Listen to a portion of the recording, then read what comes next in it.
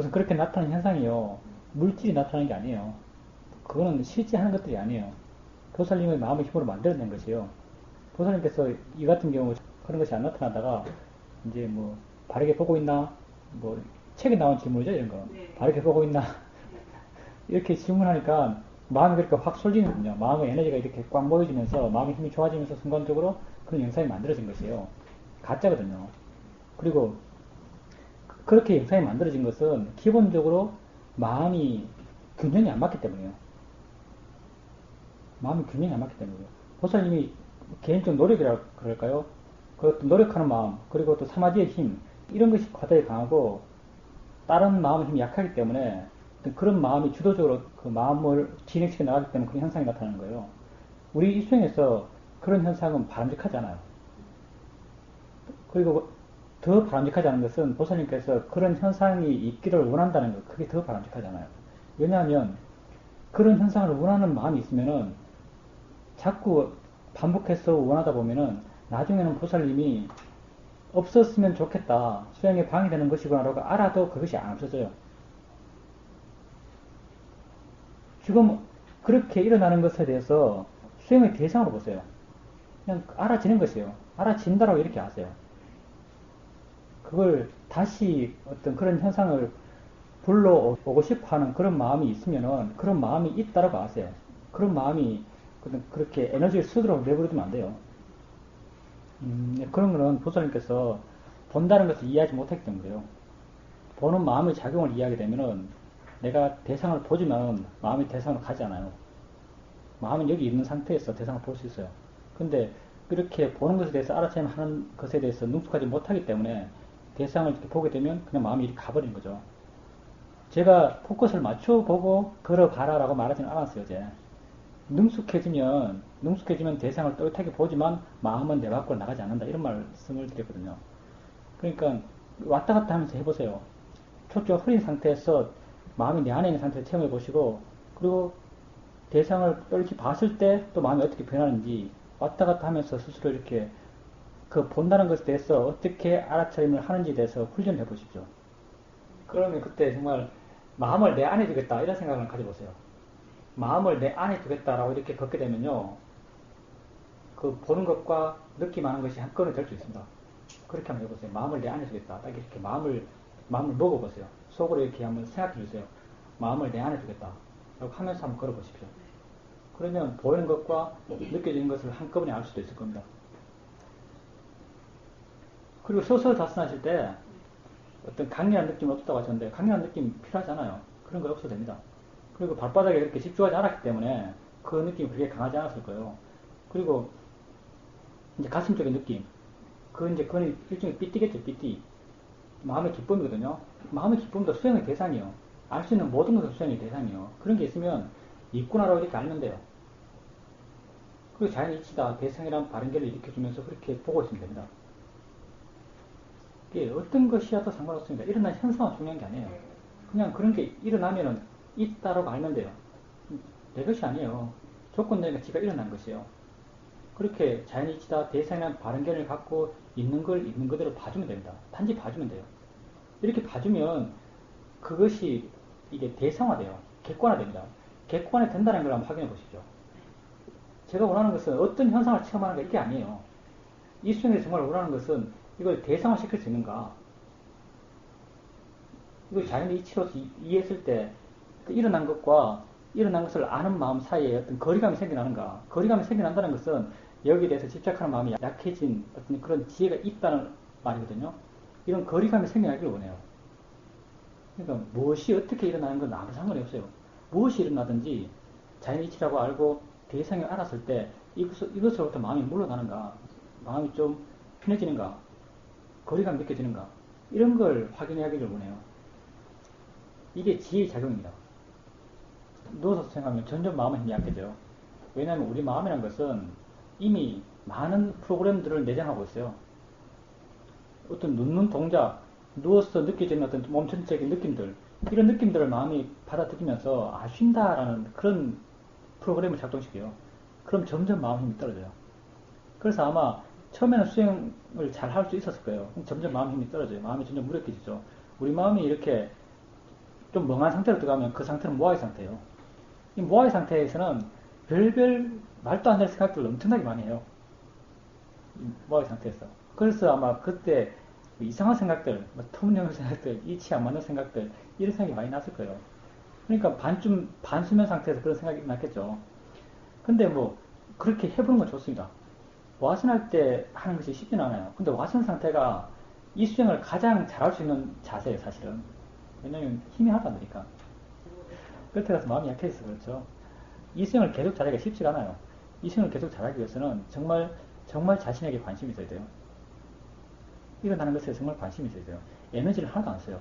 이제 수행을 이끌어가는 힘이 두 가지 있다고 할 수 있죠. 하나는 노력이에요. 보통 한 대상을 집중적으로 박을 때, 보살님께 옛날에 해봤죠?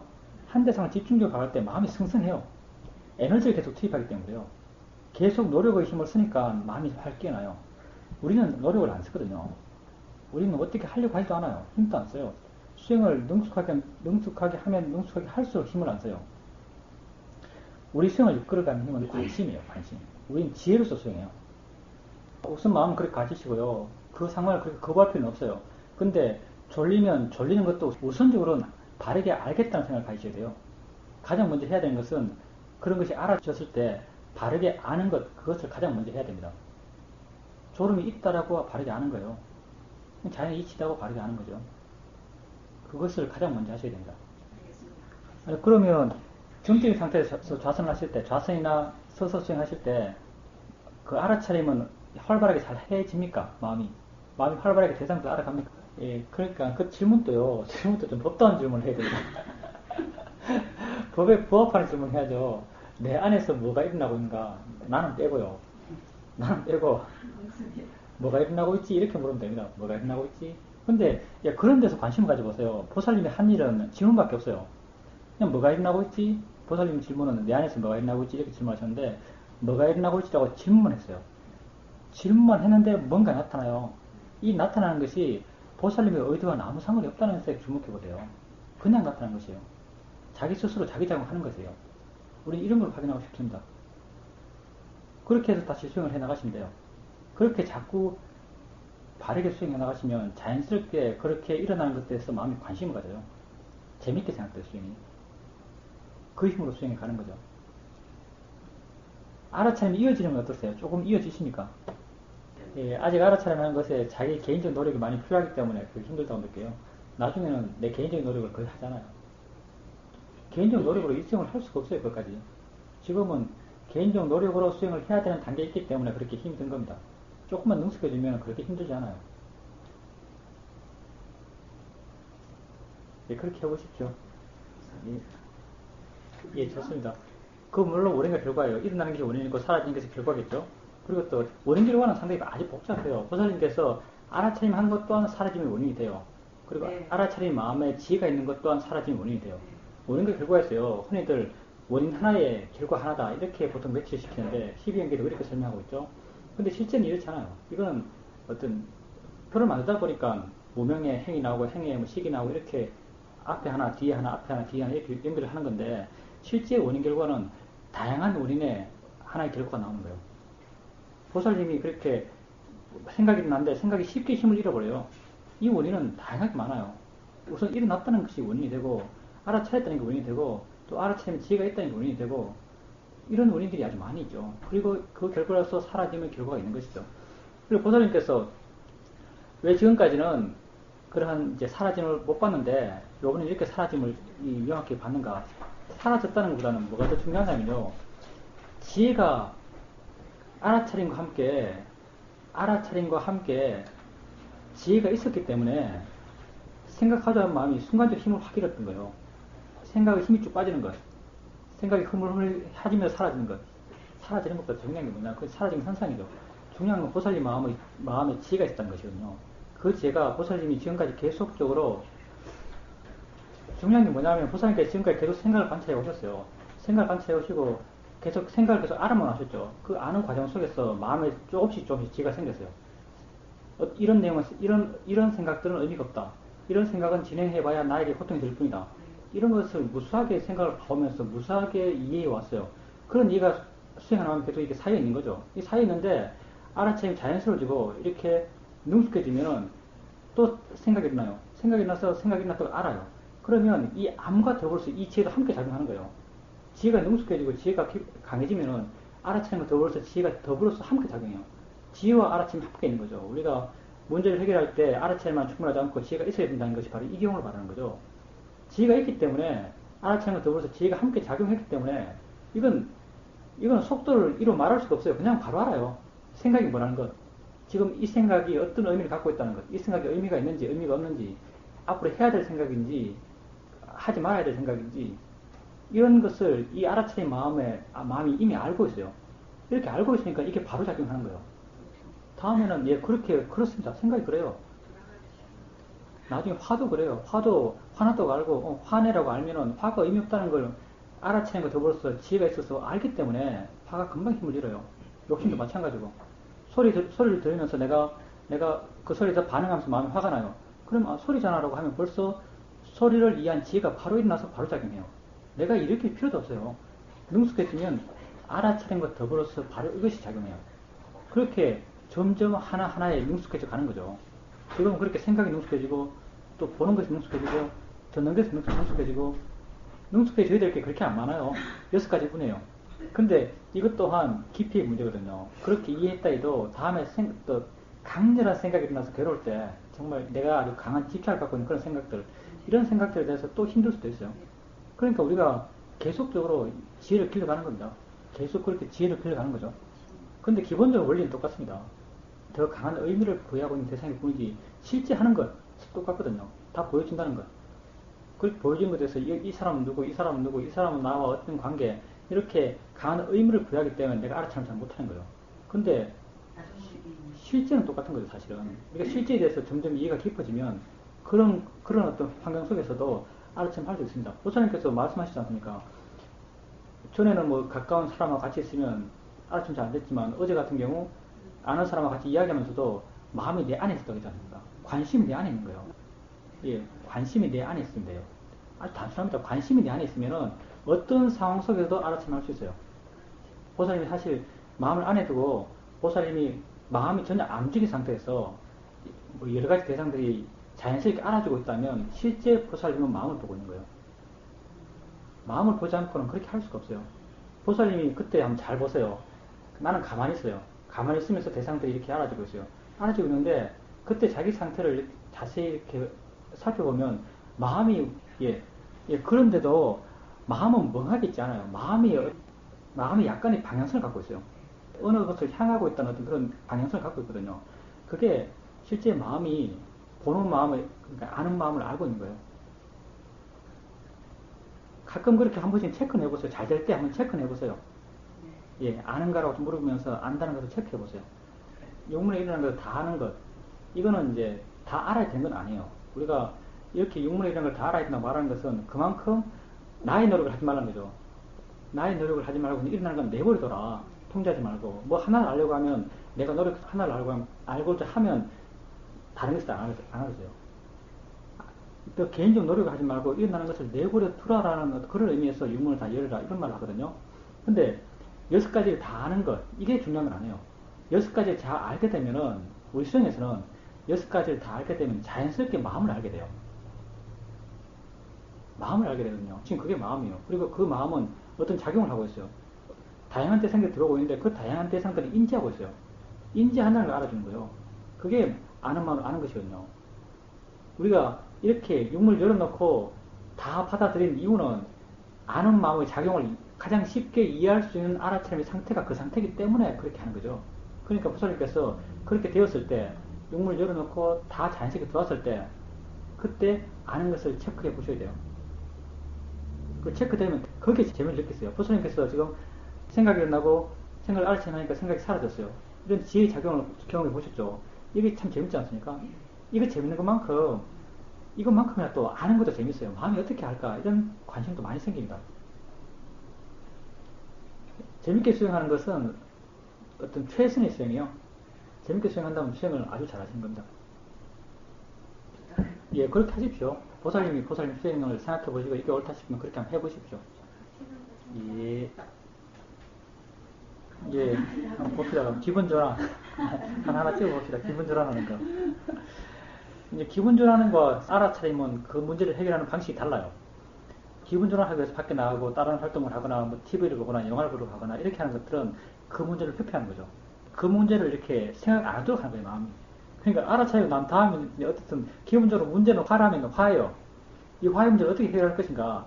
다른 활동을 하면서 화가 난 상황을 잊어버려요. 영화를 보면서 잊어버리는 거예요. 이거는 그 문제를 회피함으로써 그 생각을 계속 안 하게 함으로써 화가 안 일어나게 하는 거죠. 이것도 하나의 방법이에요. 이건 사마타적 접근법이죠. 사마타가 이렇게 하거든요. 사마타는 하나를 계속 봐버림으로써 다른 생각을 못하게 만들어버려요. 그럼으로써 문제를 해결해요. 이런 방법이 하나가 있는 것이고, 우리가 하는 방법은 이걸 직접적으로 보는 거죠. 화가 나서 화를 직접적으로 이해하려고 그래요. 자연이치다, 대상이라고 하면서 화를 직접적으로 보려고 하는 거죠. 이걸 통해서 그 일어난 것과 실제 우리 삶의 실제와 부딪혀서 그걸 이해함으로써 그 문제를 해결하고자 하는 것이 우리의 접근법이죠. 그러니까 이 두 가지는 서로 근본적으로 그 문제를 다른 방향에서 해결하는 것이고, 이제 삶을 살아가면서 삶 속에서는 이 두 가지가 뭐랄까요, 병행하면서 써야죠. 어떨 때는 아주 강할 때는 뭐 자연이 이치고 뭐고 생각도 안 나요. 아주 강할 때는 사마타적 방법이 더 효과적이에요. 사마타는 기본적으로 더 즉각적이고 효과적이에요. 근데 본질적이지 못하다는 거예요. 장점이 좀 약점도 있는 거죠. 사마타는 즉각적이고 아주 효과적이지만 본질적이지 못하다. 위파사나 수행은 시간도 오래 걸리고 만만하지 않지만 문제를 본질적으로 해결한다. 근데 삶 속에서는 이 두 가지를 어떤 적정하게 써야죠. 접근법의 각각의 역할들을 이해하고 적정하게 쓰셔야 돼요. 그리고 뭐 그분이 하셨다면 뭐 그럴만 하니까 그렇네라는 것들, 그것도 자연의 이치란 말과 같은 말이라고 이해해 줄 수 있는 그런 표현이죠.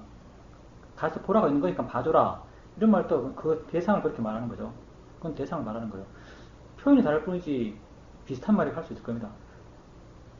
또 재밌는 것 중에 내가 얼마 전에 이제 어떤 스님이 시험문성에 대해서 좀 이해를 하는 어떤 스님이 내보고 원불교 어느 진짜 쪽머리 한 할머니 유튜브에 나와가지고 이거 한번 들어보라고, 얼마나 대단한 말 하냐면 들어보라고. 할머니 나와서 이야기 하더라고요. 내가 보니까 완전 할머니인데 밑에 보니까 누구누구 종사가 나타나. 그래서 한번 들어봤어요. 들어봤는데 내가 정말 깜짝 놀랐습니다. 이분이 순수하게 우리나라 말로 표현하고 있는데, 당신 스승에게 배웠다고 하면서 당신 스승과 함께 공부했던 이야기를 쭉 하면서 이야기를 해요. 이야기를 하는데 우리가 여기서 하는 말과 똑같은 말을 해요. 심리수 수행을 이야기하는 거예요. 그분이 하는 표현 가운데 정말 재밌는 표현이 어떤 표현인가. 눈, 귀 이런 이야기 하세요, 그분. 근데 눈에서 일어나는 어떤, 우리는 번뇌 이런 이야기 하잖아요. 경기를 얘기해서. 근데 사실 원불교는 경기는 없죠. 소태선한 분이 쓴 거니까. 경전은 그렇게 중요하게 생각 안 하죠. 소태선한 분이 자기가 깨달음을 얻고 나서 불교 경전을 보니까 자기가 똑같아 해서 이름을 원불교를 정한 거거든요. 시작을 불교에서 시작한 게 아니에요. 근데 이분이 뭐라 그러냐. 눈이 철이 없다 이렇게 표현하더라고요. 눈이 철이 없다. 귀가 철이 없다. 마음이 철이 없다. 철이 없다는 게 좋아하고 싫어하고 뭐 예쁘다 그러고 좋아하다 그러고 이런 것을 그렇게 표현하더라고요. 눈이 철이 없다고. 그거 보고 내가 정말 원불교가 장난이구나. 원불교가 저런 말을 하는구나. 근데 사실 깜짝 놀랐어요. 법을 접근에 있어서 다르게 표현될 수 있습니다. 근데 하나를 아주 분명하고 깊이 이해하면 다른 말을 알아들을 수가 있어요. 보통 사람이 알아듣겠어요. 눈이 철이 없다 하면 그 말을. 그리고 맛 이야기 하셨는데, 맛은 무슨 얘기 하셨죠? 맛볼 때 실제의 맛하고 실제의 맛과 내가 생각해도 맛이 달라요. 그것도 아주 수행을 통해서 느낄 수 있는 재미 가운데 하나입니다. 실제와 아는 것을 계속 구분해 보세요. 다 다릅니다. 우리는 실제를 알고 사는 게 아니에요. 우리가 관념적으로 해석한 그 해석을 알고 살고 있는 겁니다. 그리고 또 그 해석에 대해서 마음이 반응하고 있는 거예요. 좋다 싫다로 반응하고 있는 것이죠. 그리고 커피 맛 이야기했죠. 커피 맛. 맞습니다. 맛이 하나가 아니고요. 맛은 다르죠. 우리가 아는 맛은 달라요. 근데 우리가 어떻게 맛을 느끼겠어요? 그 맛을 느끼기까지 어떤 작용들이 실제로 있었어요. 작용들이 실제로 있었죠. 그 작용의 성질이 다 똑같아요. 이건 시각적 대상이 제일 알기 쉽죠. 우리가 보면은 컵이 요렇게 생겼어요. 여기 여기 보라색이고 여기 뭐 투명해요. 이렇게 생겼죠. 근데 아주 명백하죠. 내 눈이 이리 안 가요. 눈알이 빠져서 가는 것도 아니고, 눈에서 뭐 나가는 것도 아니고, 내 눈이 분명히 이리 안 가요. 그렇죠. 분명히 이게 어떤 뭐 에너지가 됐든 파장이 됐든 뭐가 오고 있어요. 뭐가 오고 있지 않습니까? 오고 있는 것, 실제는 이렇게 오고 있는 것이요. 실제는 이렇게 뭐가 오고 있는 작용이 있었어요. 그걸 내가 해석해서 이걸 만들어내는 거예요. 이 모양을. 실제는 뭐냐면 이 공간 속에서 작용하고 있는 어떤 작용들이요. 이 오고 있는 에너지라고 만약에 우리가 이름 붙인다면 이 에너지가 있을 거예요. 에너지가 이름 붙인다면 이 에너지를 우리는 뭐라고 부르는가? 우린 이것을 보이는 작용이라고 이름 붙이는 거예요. 그러면 이것 여기 또 이게 안에 있어요. 이것도 뭔가 이렇게 오고 있어요. 뭔가 에너지가 있어요. 그렇죠? 에너지가 있는 걸 내가 내 눈에 접해서 내가 뭐 파랗고 뚜껑같이 생긴 것이라고 내가 해석하는 거예요. 내가 해석해서 관념적이 아는 거죠. 그럼 실제는 뭔가? 뭔가 오고 있다는 이게 실제예요. 뭔가 왔다는 이게 실제죠. 그럼 이렇게 오고 있는 것 이 두 개, 이 작용, 이 에너지의 어떤 뭐 파장이 됐던 에너지, 그 에너지의 성격은 다른가는 거죠. 성격은 똑같다는 거예요. 실제는 똑같다는 거예요. 빠른 맛은 똑같다는 거죠. 맛도 마찬가지예요. 맛나는 작용, 그건 똑같다는 거죠. 커피를 먹을 때 맛나는 작용, 실제는 그거거든요. 맛은 내가 만들어낸 것이고, 밥을 먹을 때 맛나는 작용, 맛나는 에너지 작용, 뭐 에너지 파장이 됐든, 그건 똑같다는 거예요. 그걸 우리는 이름 붙여서 맛, 보이는 것, 이렇게 이름 붙이고 있는 거예요. 실제는 똑같고, 관념적 해석이 다른 거예요. 그리고 실제에 대해서 이해하게 되면, 관념적 해석에서 마음이 반응하잖아요. 보살님께서 커피 맛과 밥 맛이 똑같더라 라고 만약 이해한다면, 반찬 맛이 실제 어떤 성질적 측면에서 같다고 이해한다면은 모두 좋아하지 않고 모두 싫어하잖아요. 맛에 있어서 싫어할 것도 좋아할 것도 없다는 걸 알아요. 그게 보살님이 말씀하신 중도예요. 그리고 마음이 몇 개냐고 말씀하셨는데, 아는 마음은 6개 있어요. 아는 마음은 각식에서 아는 마음이 있나요? 각식에서 대상으로부터 정보를 접하는 마음, 이게 아는 마음이죠. 눈에는 안식, 귀에는 이식, 코에는 비식, 혀에는 설식, 몸에는 신식, 마음은 의식이죠. 6개의 아는 마음이 각근에 있어요. 이건 아는 마음이 그렇고, 아는 마음의 정보를 봐야 되려면 이걸 떼서 뒤에 무수한 마음들이 어떤 작용해 나가요. 이렇게 작용해 나가는 마음은, 작용해 나가는 마음의 작용들은 또 아비담마에서 이걸 52가지로 이야기해요. 마음의 반응들, 다양한 마음의 의지작용들, 뭐 느낌, 무슨 상으로 해석하는 마음, 뭐 좋아하는 마음, 싫어하는 마음, 뭐 대상으로 마음을 보내는 작용, 대상이 머무는 작용, 무슨 뭐 내려는 의도, 이런 것들 아주 다양한 마음들이 있죠. 이런 마음들을 52가지로 아비담마에 설명하고 있죠. 총체적으로 다 상카라에 들어간대요. 상카라라는 말을 번역해서 행이라고 번역하는데, 이 상카라가 다 족구지진 법이에요. 상카라는 아주 다양한 말로 쓰이는데, 마음에서 상카라, 52가지 상카라가 있는데, 그 가운데 2개는 따로 빼요. 따로 빼서 따로 말해요. 워낙 덩치가 컸어. 그게 느낌과 상이에요. 오원이 5개죠. 네. 색, 수, 상, 행, 식이잖아요. 수, 상, 행이 사실 다 상카라예요. 상카라인데, 수, 상을 따로 빼서 따로 어떤 덩어리로 이해를 해요. 그리고 행은 나머지 다를 행에 넣고, 그리고 행을 상카라로 부르죠. 상카라는 원래 행을 상카라로 해요. 근데 이 52가지가 다 마음부수들이에요. 마음의 어떤 작용들이요. 작용들인데, 그 중에 52가지가 다 마음의 작용들, 마음부수라고 이렇게 불러요. 그런데 50가지를 행에 넣고, 그 52가지 가운데 아주 큰, 우리 존재에서 아주 큰 부분을 차지하는 2가지를 따로 빼서 느낌과 상으로 따로 불려요. 마음은 좀 설명하기 복잡한데, 저도 잘 깊이 이야기는 아니고, 실제 마음은 80가지고, 마음과 더불어 일어나는 마음작용이 52가지예요. 80가지 마음 가운데 6가지 식도 여기 들어있어요. 부처님이 52가지 심소에 대해서는 부처님께서 말씀을 하셨어요. 50가지 다 말한 건 아니고, 경계는 16가지까지 나오는 걸로 알고 있어요. 16가지 심소의 작용에 대해서는 부처님이 말씀하셨어요. 근데 뒤에 이제 논사들, 이론적으로 막 전개시키는 논사들, 그런 사람들이 이제 부처님은 정밀한 이론가가 아니거든요. 이론의 앞뒤를 맞춰서 아주 정밀한 이론을 정립하신 분이 아니에요. 그분은 그냥 그 사람 보고 그 사람에게 그 사람이 깨달을 수 있도록 맞춰서 그냥 이야기한 거예요. 그러니까 전체적인 그림이 있으면 부처님은 여기서 이 사람에게 여기 필요해서 요거 말하고 저 사람에게 여기 필요해서 요거 말하고, 이게 그림이 완성이 안 된 그림이에요. 부처님 가르치면 다. 나중에 이론가들이 머리 굴려가지고 이 빈 부분을 채워넣은 거예요, 이렇게. 예, 그게 아비담마예요. 빈 부분을 채워넣어서 아비담마가 된 거예요. 당연히 정리할 수 있죠. 보살님 수행을 해나가면 마음이 먼저 이해합니다. 마음은 대상과 더불어 일어나 작용하는 거예요. 보살님이 마음이라고 이해하지 못할 뿐이지 보살님 아는 거 많아요. 화나면 화난 줄 알지 않습니까? 그건 마음입니다. 욕심 나면 욕심 난 줄 알고. 그리고 보살님께서 이제 마음이 뭐 가슴에서 어떤 느낌이 있었다. 마음이 어딨냐 하니까 나온 답이 가슴에 마음이 있다 이렇게 말했지 않습니까? 네. 예, 근데 가슴에 어떤 느낌이 있다 했죠. 네. 그 느낌이 몸의 느낌이에요. 예, 좋습니다. 그 기쁨이라면 그때 보살님이 알아차린 상태가 보살님이 가만히 있는데도 대상들이 자연스럽게 알아치고 있는 그런 상태였나요?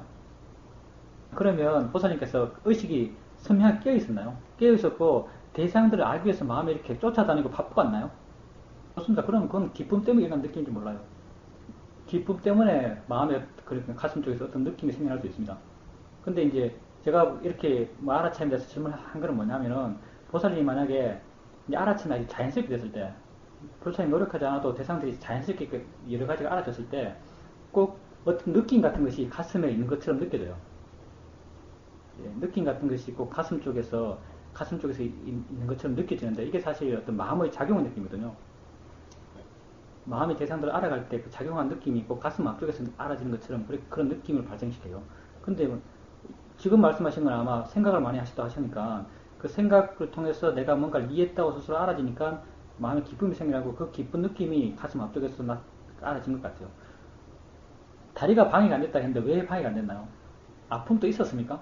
아픔 자체가 없었어요? 예, 좋습니다. 그러면 그게 방해가 될 때 보살님께서 그 아픔을 볼 때 아픔에 가서 받지 않습니까? 오늘은 어떻게 받는지 보세요. 오늘은 이렇게 그냥 인내라고 그냥 쉽게 인정하는 것, 멀찍이서 보는 것 이렇게 보지 않았나요 혹시? 하여튼 그 아픈 느낌을 바라보는 마음의 자세가 바뀌었기 때문에 그게 방해가 되지 않았을 거예요. 실제 마음의 힘만 좋으면 그 안 좋은 몸의 조건들은 전혀 방해가 안 돼요. 마음의 견해만 바르면. 하여튼 가셔서 지금 하고 있는 것처럼 그렇게 알아처럼 계속 해나가 보십시오. 수행하는 데서 정기적으로 자신의 수행을 외적으로 표현해 가는 것, 그게 수행에 아주 많이 도움이 됩니다.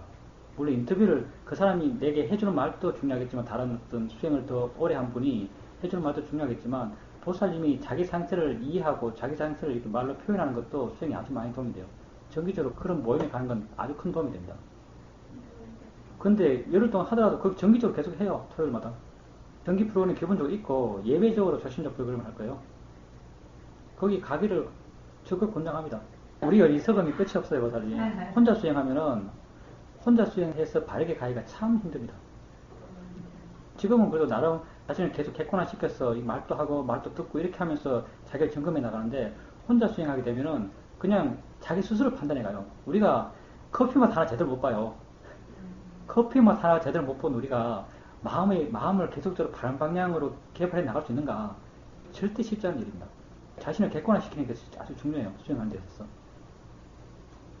그렇게 해보십시오. 네. 예. 하실 분 하세요. 이제 실제 수행에서는 이론적으로 아는 것은 별로 의미가 없어요. 뭐 온 가운데 이게 뭐다, 이게 중요한 것이 아니고 우리가 하고 있는 이 위파사나 수행에서는 그렇다고 알아지면 그렇다고 알면 돼요. 예, 안 알아지면 몰라도 상관없어요. 그냥 우리가 안다고 알아지기 때문에 아는 마음을 알려고 하는 거죠. 아는 작용을 한다고 이해되면 그냥 아는구나라고 이해하면 돼요. 근데 예, 좋습니다. 그런 걸 이론적으로 점검할 수 있겠죠. 이론적으로 점검하는데 이론적으로 점검한다는 건 진짜 불가능까지는 알겠지만 불가능에 근접한 일이에요. 이론이라는 것이요. 이론이라는 것이 그냥 있는 거예요, 사실은. 이론에서 실제를 수출해낸다는 건 보통 사람이 할 수 있는 일이 아니에요. 지금 뭐 예를 들어서 미얀마에서도 여러 수행센터에서 정말 세계적으로 유명하다는 저명한 명상 지도자가 각각의 수행 방법을 가르쳐요. 다 달라요, 근데. 결론까지도 달라요. 그분들이 다 이론 마스터들이에요. 뭐 국가고시 다 패스하고 몇십 년 동안 책만 뚫어 팠던 그런 분들이에요, 다들. 근데 다 달라요. 그러니까 이론에서 실제를 뽑아낸다는 건 정말 힘든 일이에요. 정말 우리가 수행을 바르게 했을 때, 우리가 바른 길을 걸어가고 있을 때, 그냥 바른 길을 걸어가고 있나를 점검할 수 있는 지식은 쓰면 돼요. 우리가 이미 알고 있기 때문에, 그것을 우리가 알고 있는 그 방향, 그것을 우리가 가고 있는 길을 어떤 이론서에서 확인할 수는 있어요. 근데 이론서를 갖고 앞으로 어떻게 갈 것인가를 발견한다는 것은 예, 이론서를 갖고 지금 우리가 가보지 못한 길을 어떻게 갈 것인가 이거는 거의 불가능하지 않냐 이런 생각을 합니다. 도움은 되겠지만 그게 자기 혼자서 책을 봐가면서 길을 개척한다는 것은 아주 힘든 일이라고 이렇게 봐집니다. 길을 가르쳐주는 사람 없이 이 길을 간다는 거의 불가능하단 말을 해요. 그리고 뭐 부사님께서 말씀하시길 이제 그 존재된 욕망이 없는 것 그런 어떤 상태에 대해서 뭐 물론 정확히 알 수는 없지만 그렇게 될 수도 있겠다는 가능성에 대한 인정이 마음에 생겼다고 하셨는데 그런 것들 또한 보살님께서 어떤 실제에 대한 이해가 마음에 많이 생겼기 때문에 그런 이해를 더불어 하는 거예요. 그런 입장이 아니고요. 물론 그렇게 설명할 수 있는데 물론 그거 다 아는 거예요. 다 아는 건데 지혜의 깊이가 달라요. 우리가 옛날에 알았던 것은 다 아주 표면적이고 들었던 정보를 그냥 수긍하면서 인정해주면서 알았던 거예요. 그렇겠구나라고 이렇게 생각하는 거죠. 그렇겠구나 생각했을 때 내 마음은 그렇게 변하잖아요. 근데 지금 수행해 가면서 실제로 관찰해 가면서 이해해 가면서 뭔가 옛날에 알았던 걸 다시 알아요. 이렇게 다시 알았을 때는 지혜의 깊이가 달라요. 그리고 이렇게 다시 아는 게 또 끝인가? 또 그렇잖아요. 또 수행을 하게 되면 이걸 똑같은 명제를 또 다시 알아요. 이게 또 끝인가? 또 끝이 아니야. 똑같은 명제를 또 다시 알아요. 뭐 우리가 수행해서 뭔가 뭐 대단하고 심하고 뭐 엄청 어려운 말로 설명되는 그런 걸 깨닫는 게 아니에요. 화가 마음이다. 너무 단순해요. 화가 마음이다. 화가 마음이라는 것을 얼마나 반복적으로 알아가는가. 수없이 반복적으로 알아가요. 그러면서 점점 이해가 깊어져 가는 거예요. 하나를 깊이 알아가는 거지 많은 것을 알아가는 게 아니에요. 우리 알면 내용은 아주 단순해요. 실제를 이해해도 관념적 세계를 모르는 게 아니거든요. 실제는 실제대로 이해하고 있고 관념은 관념대로 알아요. 좋습니다. 우리가 삼매라고 말을 쓰면 이거 꼭 선정과 같이 써가지고요. 뭐 대상을 알지만 마음은 고했던 거죠. 사마디가 있었던 거죠. 그게 우리 수행에서 가장 이상적인 어떤 마음의 상태라고 말할 수 있습니다. 활발함과 고요함이 함께 있는 마음 상태죠. 그렇게 계속 수행해 가십시오. 수행은 알의 과정이에요. 뭔가 계속 조금씩이라도 계속 뭔가 알아가요. 얼마나 재밌어요, 진짜 뭔가 알아간다는 것이. 그리고 수행을 능숙하게 하면 할수록 수행은 단순해져요. 예. 뭐 이해하지 못했을 때는 뭐 수많은 말을 해줘야 되고, 뭐 수많은 어떤 것을 따져가야 되고, 이렇게 해야 되지만, 이해하게 되면은 아주 단순해요. 왜냐하면 자연스러운 나의 삶의 방식이니까. 원래 이 수행은 그냥 자연스러운 나의 삶의 방식으로 살아가는 거예요. 이 방식으로 살아가는 거죠. 예, 그러면 잘 안 되겠죠. 어떻게 인간을 대상으로 수행한다는 진짜 지극히 힘든 일입니다. 근데 그보다 우리에게 더 중요한 건 뭐냐면 할 줄 안다는 거예요. 그리고 보살님께서 어떻게 해야 이 문제를 해결할 수 있다는 것을 이해하고 있다는 것이에요. 그 길을 갈 수 있다는 것이 정말 축복이죠. 그 길에 보살이 무방비가 아니에요. 물론 또 마음이 힘이 약할 그 상황에 부딪혀서 알지를 못하고 상황에 휘말려서 마음이 아플 수 있겠죠. 그렇지만 또 돌아서서 다음에는 이렇게 해야지라고 하는 어떤 방향을 설정할 수가 있어요. 그렇게 다음에 할 수 있는 만큼 또 시도해 보는 거예요. 정말 소중한 건 이게 시도해 본다는 것이거든요. 바르게 살기 위한 마음의 의지를 일으킨 거예요. 삶을 바르게 살기 위한 마음의 의지를 일으킨 거죠. 다음에는 이렇게 바르게 봐봐야겠다. 그리고 다음에 또 이렇게 바르게 보려고 해요. 그러다 또 깨져요. 그리고 또 마음을 한번 다짐을 해요. 다음에는 바르게 봐봐야겠다. 이렇게 내 존재를 이렇게 계속 개선시켜 나가는 거예요. 그리고 우리가 이렇게 개선시킬 수 있는 방법을 알아요. 그리고 내가 그 방법을 이해할 수 있어요. 이해하고 있어요. 이걸 계속 적용시켜 나가는 거예요. 이렇게 계속 적용시켜 나가는 삶이 아름다운 거예요, 정말. 이렇게 계속 나를 발전시켜 나가는 이 삶이 아름다운 거죠. 그냥 뭐 벌써 완성됐으면 우리가 뭐 할 게 뭐가 있겠어요. 별로 아름다울 것도 없어요. 불완전한 우리 자신을 아름답게 나갑시다. 이렇게 가는 거죠, 우리는. 꿈속에서는 꿈을 알 수 없습니다. 그렇죠. 가끔 꿈도 아주 얕은 의식 속에서 꾸는 꿈 속에서는 내가 꿈꾸고 있구나라고 알 때도 있거든요, 가끔요. 근데 실제 좀 깊은 의식 속에서 꾸는 꿈을 꿀 때는 꿈 속에서 꿈을 알 수 없죠. 꿈을 현실로 알아요. 그러니까 우리가 안다는 것에 대해서 정말 생각해 봐야죠. 그때 꿈 속에서 그 상황을 아주 심각하게 봐야 되고, 아주 심각하게 봐야 돼요. 글쎄요, 어떻게 알아야 될까요? 꿈속까지 알아차림 할 수 있어요. 근데 그 알아차림도 내 의지가 거의 작용하잖아요. 그냥 알고만 쭉 가는 거지. 알아차림이 가속도가 이어지면은 꿈을 꿀 때도 나의 동작들 같은 거 이걸 알거든요. 아는데 이 안다고 하더라도 이 알미 활짝 끼어있는 알미 아니에요. 그냥 뭐랄까요, 무의지적으로 무목적적으로 그냥 둔하게 알고 있는 거죠. 꿈속에서 어떻게 꿈을 알까요? 알 수 없을 것 같습니다. 우리가 밥맛, 진짜 밥맛, 가짜 밥맛을 구분 못하듯이 꿈속에서 어떻게 우리가 꿈을 알겠어요? 지혜가 없는데. 그때는 완전한 모화 상태예요. 장자에도 이런 말 나오죠. 무슨 김수방이 나비 꿈을 꾸는가, 나비가 김수방 꿈을 꾸는가. 그거는 또 우리 수행 자체의 적용시에 보면은 이렇게 말할 수 있습니다. 우리가 알아가는 것, 실제 삶을 알아가는 거예요. 실제 삶은 뭔가? 실제 일어나는 것들, 보고 듣고 느끼지 않고 맛보고 냄새 맡는 것, 실제 일어나는 것을 알아가는 것이 바로 실제 삶을 알아가는 거죠. 실제 깨어있는 것이죠. 근데 또 우리가 깨어있는 것을 가지고 실제 일어나는 것을 가지고 또 이야기를 만들어내죠. 좀 아름답다, 추하다, 뭐 더럽다, 비싼 거다, 산 거다, 이렇게 의미를 만들어서 살아가요. 이 의미가 꿈이라고 할 수 있어요. 왜냐하면 실제 하지 않는 것이니까. 실제 하는 것을 내가 해석해서 뭐 만들어낸 세계예요. 이걸 꿈이라고 할 수 있어요. 꿈속에서 이렇게 꿈을 심각하게 생각해요. 만들어낸 이 세계를 심각하게 생각하는 거, 저걸 정말 가져야 돼. 저놈 진짜 나쁜 놈이야. 이런 의미 부여한 것에 대해서 심각하게 생각하고 진짜라고 생각하고 100%의 가치를 부여하고 그것에 명목적으로 막 추구해가면서 자기가 갖고 있는 거기에 대한 어떤 견해들을 실현시키려고 막 노력하고 있어요. 나의 몸과 마음을 피곤하게 하면서. 근데 꿈을 깨는 것은 뭐겠어요? 그게 실제가 아니다. 진짜는 이거구나. 진짜는 내게 알아지는 것이다. 진짜는 다 내 안에서 일어나고 있는 것이다. 이렇게 그 꿈을 깨고 실제의 세계를 내가 이해했을 때 내가 만들어낸 꿈의 세계, 내가 관념지에서 해석한 세상에 대해서 내가 자유로울 수 있는 것이죠. 그게 꿈을 깨는 거 아니겠어요? 그것도 한번 생각해 보세요. 마음이라는 게 어떤 걸까? 그거 생각해보면 정말 마음도 신기합니다. 왜냐하면 우리는 마음을 나라고 믿고 있는데 대상이 없으면 마음이 없어요. 이거는 마음이 갖고 있는 절대 명제 가운데 하나입니다. 대상이 없으면 마음도 없다. 작용해 나가는 것입니다. 예, 그렇게 계속 수행해 가보십시오. 할머니는 어떻게 알아채하고 계세요? 뭐 수행 행복하면 수행 잘 하시는 거예요. 정말 마음이 좋으면 다 좋아요. 그렇게 할머니 알아차릴 수 있는 만큼 그렇게 알아차려 가세요. 예, 그렇게 하시면 됩니다. 계속 의식을 깨우셔야 돼요. 의식이 알아차림이 없을 때는, 내가 아는 것이 없을 때는 마음이 멍해요. 멍한 것은 안 좋은 마음 상태예요. 그리고 안 좋은 마음 상태가 계속 유지되면 점점 마음은 안 좋아져요.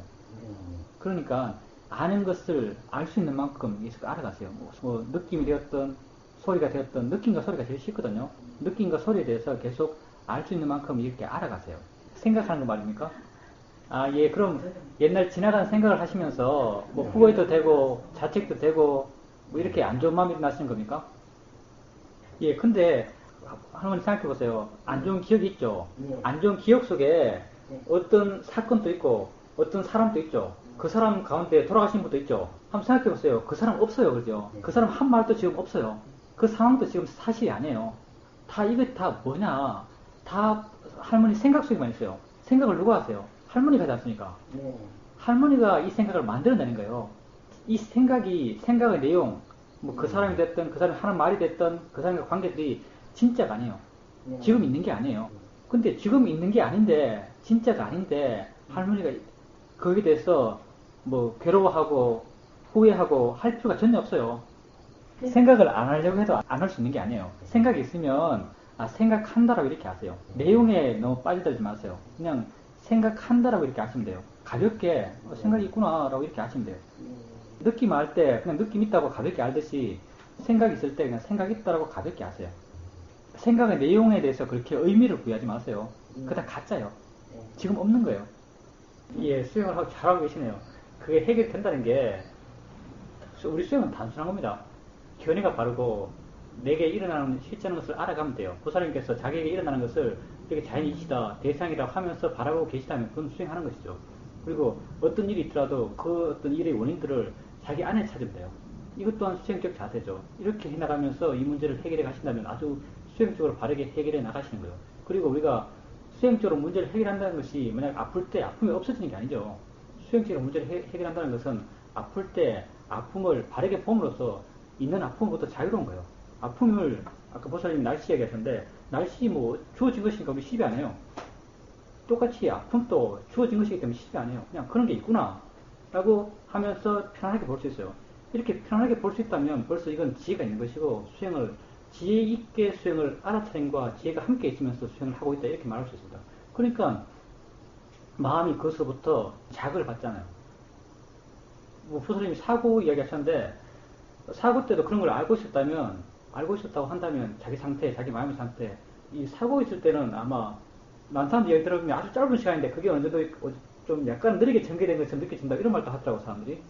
근데 그때 일어나는 어떤 마음의 작용들 그런 것들을 어쩌면 더 자세히 볼 수 있었을지도 몰라요. 실제 부처님 돌아가시지 않았는데 그 이제 아란들이 가장 아란되기 쉬운 때가 언제냐면은 죽을 때예요. 죽을 때는 마음의 전기가 느리대요. 마음이 그렇게 많이 일어나지 않아요. 보통 아비담마에서 하나의 물질과 함께 반응하는 마음을 16개의 마음을 16단계의 어떤 마음으로 이야기해요. 한 물질 시간에 마음은 16개만큼이나 반응해요. 물질 한 개보다 마음은 16배 빠른 거죠. 근데 이 죽음, 꽃띠 짙다는 거, 죽음의 마음이 되면요, 이 마음이 느리게 움직인대요. 느리게 움직여서 마음을 더 쉽게 볼 수 있어요. 마음의 움직임, 마음의 작용 이런 걸 더 쉽게 볼 수 있고 더 쉽게 이해를 해서 어떤 깨달음이 이룰 수 있다고 합니다. 그래서 죽을 때가 아주 도와 과를 얻기 최적의 시간이다 이런 말도 있어요. 보살님께서 그때 아주 마음이 사고 났으니까 얼마나 마음이 깨어있겠어요. 아주 깨어있었겠죠. 순간적으로 아주 깨어있는 상태에서 자기에게 진행되면서 이렇게 바라보셨겠죠. 그리고 그 상태도 뭐 내가 집착이 있는가 집착이 없는가 하고 그때 대상도 아주 다양한 대상들이 나타났겠죠. 그 짧은 시간에 남편, 뭐 아이, 뭐 딸, 아들, 뭐 재산, 뭐 집, 차 뭐 하면서 이렇게 쭉 나타났겠죠. 그러면서 거기에 대한 보살님 마음의 반응을 쫙다 체크가 됐겠죠. 마음이 워낙 깨어있는 상태이기 때문에. 그리고 어느 정도 느리게 전개되어 있는 상황일지도 몰라요. 그래서 아주 어떤 죽음과 비슷한 상황이었으니까. 그러니까 그 상태에서 보살님 마음에 어떤 깨달음이 있을지 몰라요. 그냥 정말 의미 없구나. 정말 그냥 이렇게 지나가는 것이구나. 집착할 것이 아니구나. 이런 깨달음이 있었는지 모르겠어요. 만약 그렇게 깨달음이 있었다면 이런 깨달음들은 보살의 마음의 조건을 바꿔요. 그런 지혜들은 보살의 마음의 조건을 바꾸는 거죠. 지혜가 마음의 조건을 바꾸는 거죠. 이렇게 마음의 조건이 바뀌니까 다음 깨어나셔서 그 다음에 일어나는 어떤 삶의 전개에서는 옛날과 아주 다른 어떤 삶을 살아가게 되죠. 뭐 약도 필요 없고 집착하는 거 별로 없고 뭐 죽을 건데라고 하면 벌써 다 해결되고 집착하면 약하니까 한번 생각해보세요. 옛날에는 그 이전에 살 때는 영원히 살 것처럼 살아요. 죽을 거라고 생각을 못해요. 우리는 사유적으로 아무리 죽을 거라 그래도 마음 깊이는 나는 영원할 거야 이런 믿음을 갖고 살아요. 그러니까 집착할 것도 많죠. 영원히 살아야 되니까. 근데 보살님께서 내일이 없다고 말씀하셨는데 내일이 없다고 이렇게 알면은 오늘 지금뿐이다 내일이 없다 이렇게 알게 되면은 집착할 것이 그렇게 없죠. 그런 것에 대한 보살님 알미 분명하기 때문에 내일이 없다는 것에 대해서 집착할 것이 아니라는 것에 대해서 보살님 알미 분명하기 때문에 그런 알의 시각으로 세상을 볼 수 있는 거예요. 그러니까 집착이 별로 없고 보살님이 집착하지 않으면 세상에는 저절로 돌아가요. 내 것이다라고 하고 집착하고 어떻게 대해준다고 막 이렇게 애를 쓰고 하니까 세상이 아주 복잡해지는데 그냥 세상은 세상대로 흘러가고 있고 일어나는 것은 일어날 대로 일어나고 있고 다 흘러갈 뿐이다라고 이렇게 다 진행될 뿐이라고 이렇게 알게 되면 문제될 것이 그렇게 있지 않아요. 그렇게 지금 그렇게 살고 계신 거예요. 그렇게 잘 살고 계신 거예요. 잘 수행하고 계신 거예요. 그렇게 수행하시면 됩니다. 근데 이제 이렇게 이어지는 것은 이어지십니까? 알미 계속 이어지세요. 잘하고 계신 겁니다. 외적 환경은 중요한 게 아니에요, 사실은요.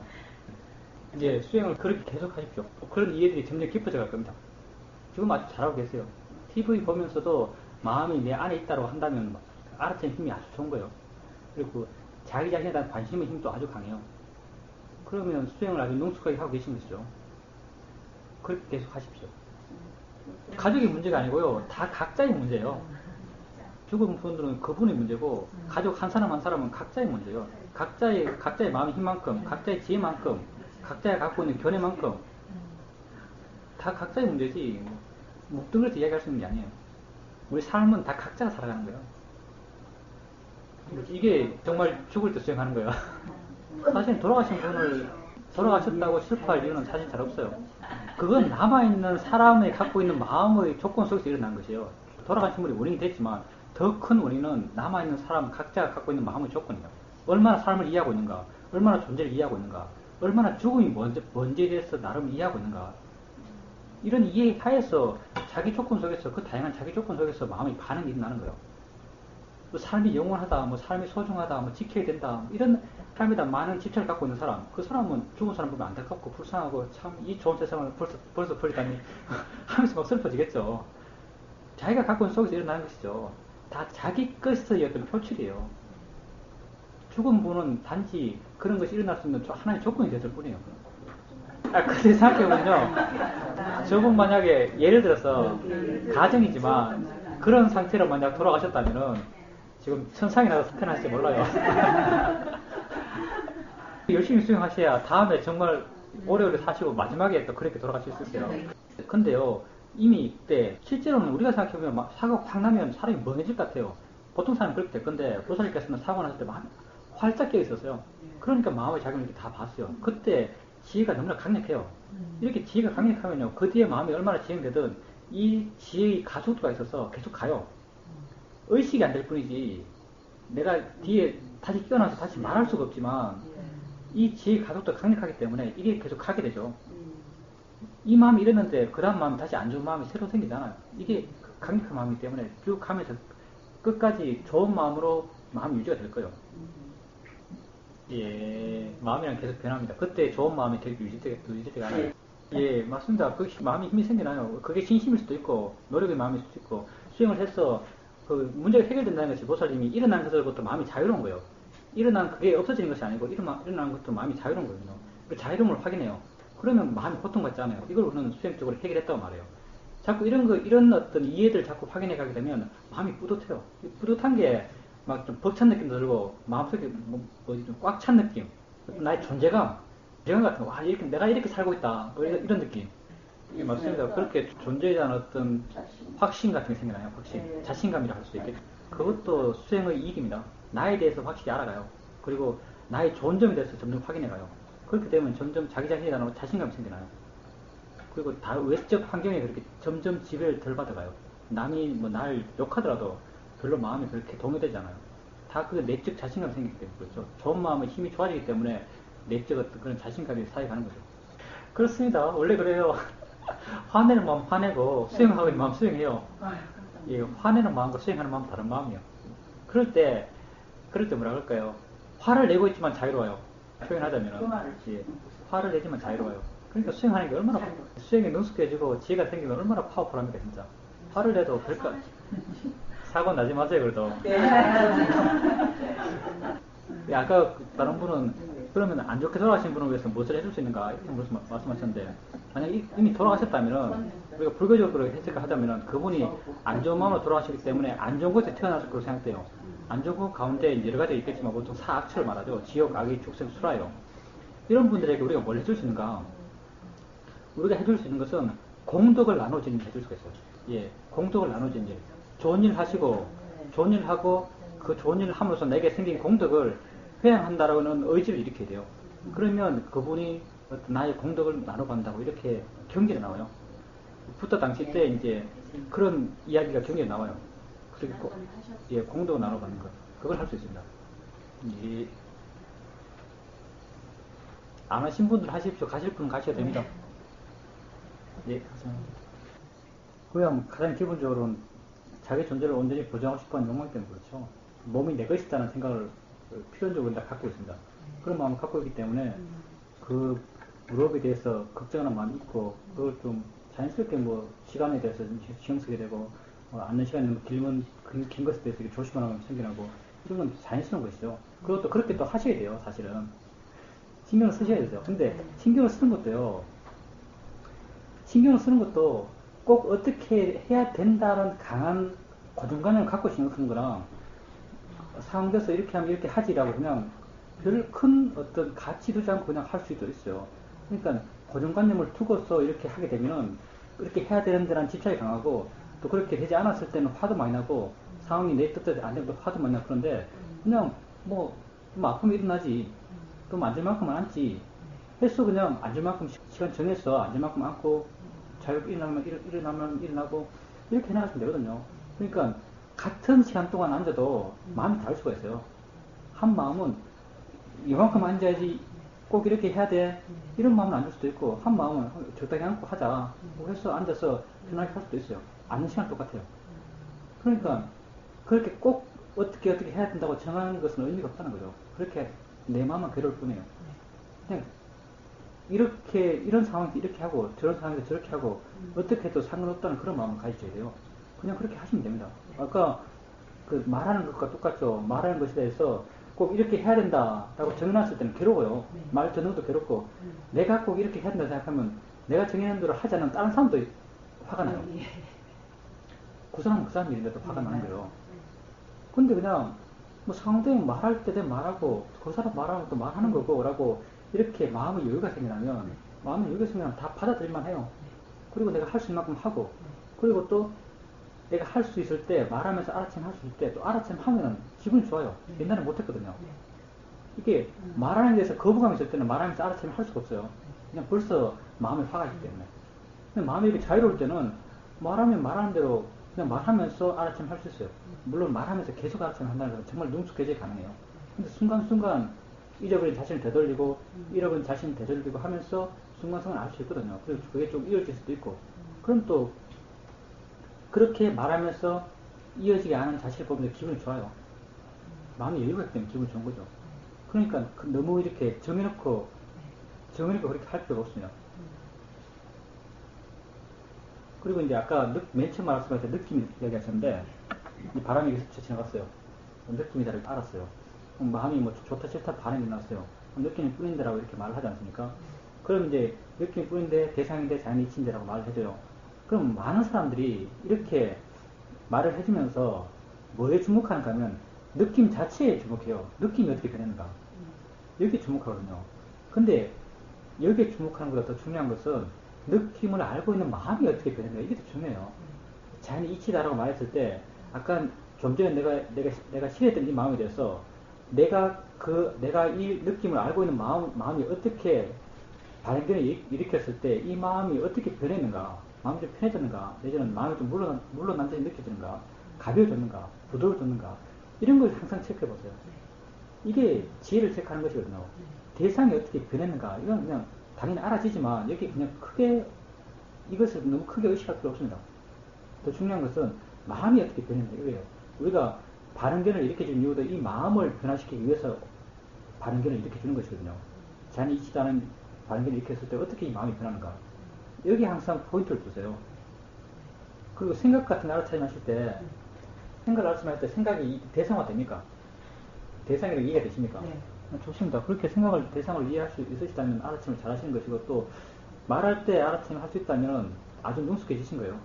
자신에 대해서 관심도 아주 많이 생기신 거예요. 말할 때는 나에 대한 관심 없이 알아차림 할 수가 없어요.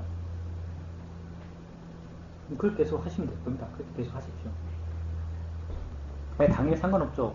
이것은 우리 삶의 문제를 해결하기 위한 두 가지 방식이요. 하나는 순간적으로 효과가 가지고 가는 것. 이 목적이 다르죠? 하나는 순간적으로 효과가 가지고 가는 것. 하나는 문제를 아주 본질적으로 해결하는 것. 그러니까 궁극적으로는 문제를 본질적으로 해결하는 것에 중심을 둬야겠죠. 근데 그 상황에서 마음을 아주 빠른 시간 내에 효과적으로 좋은 마음 상태로 바꾸기 위해서는 사마타가 더 효과적이에요. 그 순간의 효과가 더 확실해요. 사마타는 뭐 하나를 계속 보는 것. 그게 사마타예요. 느낌이 있으면 느낌 하나를 계속 보는 것. 화가 났을 때 화의 느낌이 있어요. 가슴에서 막 느낌이 있죠. 그것만 계속 보는 거예요. 그걸 계속 보면은 화낼 수 있는 상황에 대해서 마음이 전결 안 해요. 그럼 화가 약해져가고 마음이 좀 차분해져요. 그건 화를 보고 있는 게 아니에요. 사마타적으로 보고 있는 게 아니죠. 그냥 화가 있을 때 보살님 화를 보면 뭘 보겠어요. 그러니까 생각을 안 하는 걸 가지고 화를 본다고 하지 않아요. 화가 강할 때는요. 마음에 가슴에 느낌이 생기지 않습니까? 느낌이 생기는데 이 느낌을 아세요. 느낌이라고 아셔야 돼요. 느낌을 강하게 봐보세요. 느낌을 강하게 보면 화내는 생각 못하죠. 느낌을 강하게 보게 되면 화내는 마음이 약해져요. 화내는 마음이 약해지면요. 화내는 마음이 약해진 상태에서 그 상황을 보면 그 상황도 다르게 보여요. 화가 아주 강할 때 그 상황을 보는 것이랑 화가 이렇게 약해졌을 때 그 상황을 보는 것이랑 그 상황이 다르게 했을 때요. 화가 약해졌을 때 상황을 좀 더 다르게 해석해요. 다르게 판단할 수 있고. 그러니까 아주 효과적으로 쓸 수 있는 방법은 사마타예요. 느낌 같은 걸, 이 느낌이 아니더라도 손의 느낌을 계속 가보세요. 그것도 똑같아요. 하나를 계속 보세요.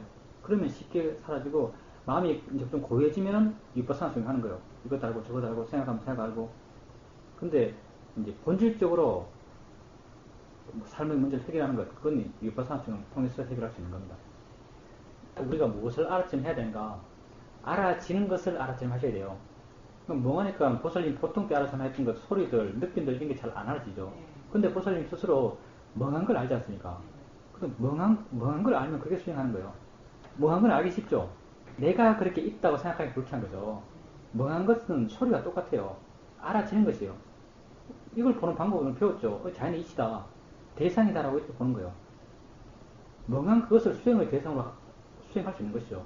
이렇게 되었을 때 멍한 건 있지만 멍한 것으로부터 자유로워요. 조금씩 자유로워져 가요.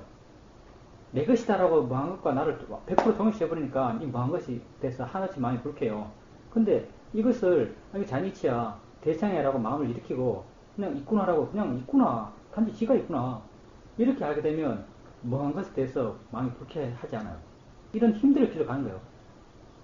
다음에 그래야 또 멍한 게 다음에 또 나타났을 때 어떻게 대처할 수 있는 걸 알겠어요. 멍한 것은 오늘만 있는 것도 아니고 내일도 있을 거고 모레도 있을 거고 계속 있을 거예요. 계속 그렇게 아플 거예요. 계속 그렇게 마음이 고통받을 거예요. 어떻게 바르게 대처할지를 보살님 스스로 아셔야죠. 바르게 보는 거예요. 우리 방법은. 그러면 점점 멍한 것으로부터 조금씩 마음이 자유로워져 가요. 관세음보살님은 보살님이 의도적으로 하는 거예요? 아니면 마음이 저절로 해요? 예, 저절로 하면 그냥 한다고 하세요. 예, 그런데 한 가지만 하십니까, 그때? 그러면 그거는요, 사실은 관세음보살님 할 때, 관세음보살 할 때요, 보살님이 보고 있는 것은 관세음보살이라는 어떤 법률, 그 말이거든, 말. 그 말을 보지 마시고요. 관세음보살님을 이렇게 말하고, 관세음보살을 말하고 있는 어떤 마음의 작용이 있어요. 뭔가 작용하니까 그게 나타나는 거겠죠. 그리고 작용한다고 이렇게 알아보세요. 그러면 훨씬 더 객관적이 돼요. 관세음보살 하시면서 관세음보살 계속 아시면요. 이건 일종의 사마타 수행이에요. 관세음보살은 어떤 말의 의미를 계속 마음이 밀착해 가요. 그렇기 때문에 다른 것이 안 알아지는 거예요. 근데 마음이 뭔가를 하고 있다는 것. 마음이 관세음보살을 염하고 있는 거죠. 근데 마음이 이렇게 하고 있다고 알아보세요. 그러면 관세음보살인 것은 그의 마음이 그렇게 안 가요. 그럼 다른 것도 쉽게 들어오거든요. 마음이 이렇게 하고 있다 이렇게 하세요. 마음이 이렇게 하고 있다. 마음이 이렇게 하고 있구나. 마음이 하고 있구나 이렇게 하세요. 그리고 계속 또 그렇게 알아주시면 스스로에게 이렇게 질문해 보세요. 딴 것은 뭘 알 수 있지? 이렇게 물어보세요. 마음이 정말 신기해요. 딴 것은 무엇을 알 수 있지? 라고 마음에게 물으면요. 마음이 다른 거 보여줘요. 대답을 원하는 것이 아니고 뭔가 새롭게 나타나는 게 어떤가요? 다시 한번 물어보세요. 아주 순수하게 그냥 묻기만 하세요. 딴 건 뭘 알 수 있지? 라고. 하여튼 관세음보살이라는 것에 주목하지 마시고요. 그렇게 마음이 작용하고 있다. 마음이 이렇게 하고 있다는데 주목해보세요. 관세음보살을 염하는 것은 사마타 수행이에요. 하나에 집중해가는 수행이에요. 그것 또한 좋은 면이 있죠. 그걸 통해서 좋은 마음이 생겨나요. 다른 안 좋은 마음을 안 익히기 때문에. 근데 더 좋은 건 위파사나 수행이에요. 실제 있는 것을 이해가는 수행이 가장 수승한 수행이에요.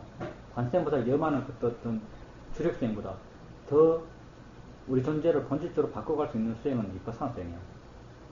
다 수행이라고 생각하면 똑같아요. 그리고 더 본질적으로 우리 문제를 해결하는 것은 관세음보살인 염보다는 이렇게 우리에게 일어나는 것을 실제하는 것을 알아가는 이 위파사나 수행이 더 본질적으로 우리 삶을 바르게 바꿔갈 수 있는 수행이에요. 무덤덤한 정도, 그러니까 평온. 이 평온인데요. 진짜 수행적으로 무덤덤해지기 위해서는요. 아주 많은 지혜가 필요해요. 그리고 이런 지혜가 마음에 있으면 마음 내적으로 아주 큰 기쁨 속에 살아요.